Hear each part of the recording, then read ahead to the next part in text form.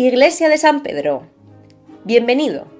Siresa está en la cabecera del Valle de Hecho, a 882 metros de altitud.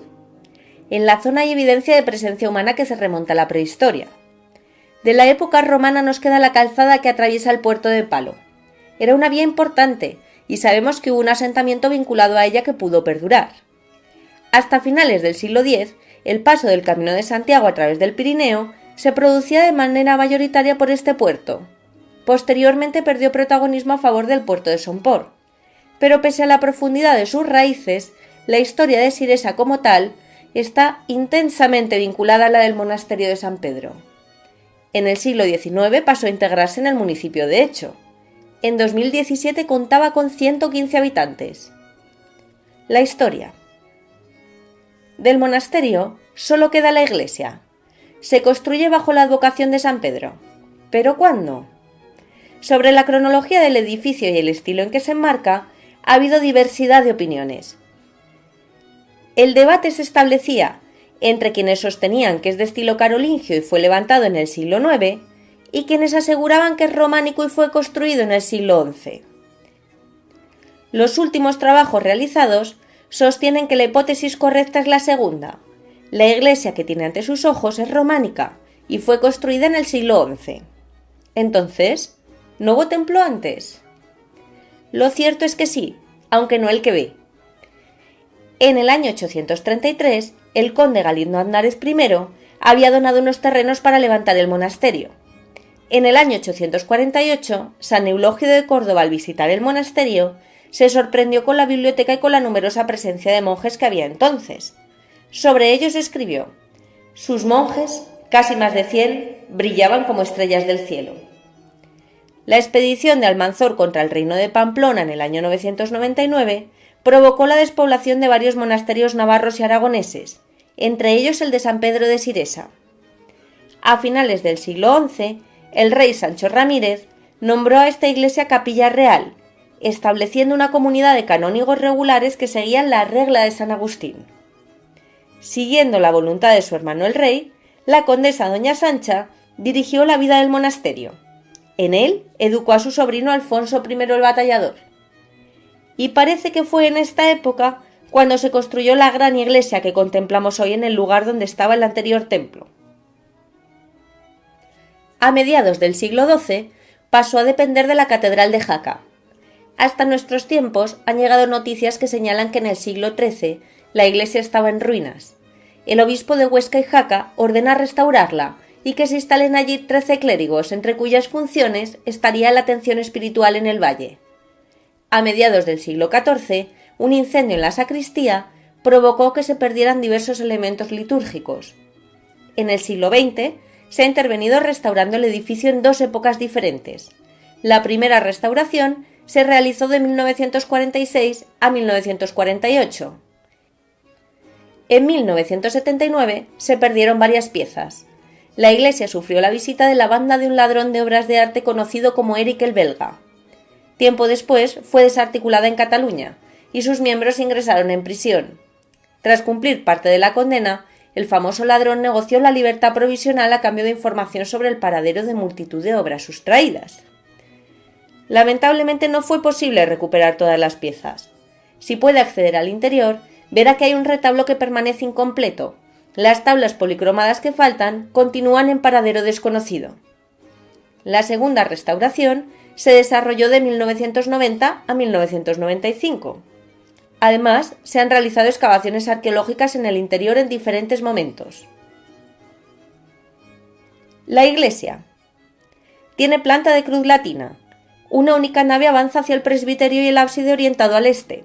Sobre el crucero se eleva un cimborrio que estuvo desaparecido. Un cimborrio es un elemento arquitectónico que se levanta sobre el crucero de las iglesias, es decir, en el espacio que se crea donde se cruzan la nave principal y la que la atraviesa o transepto.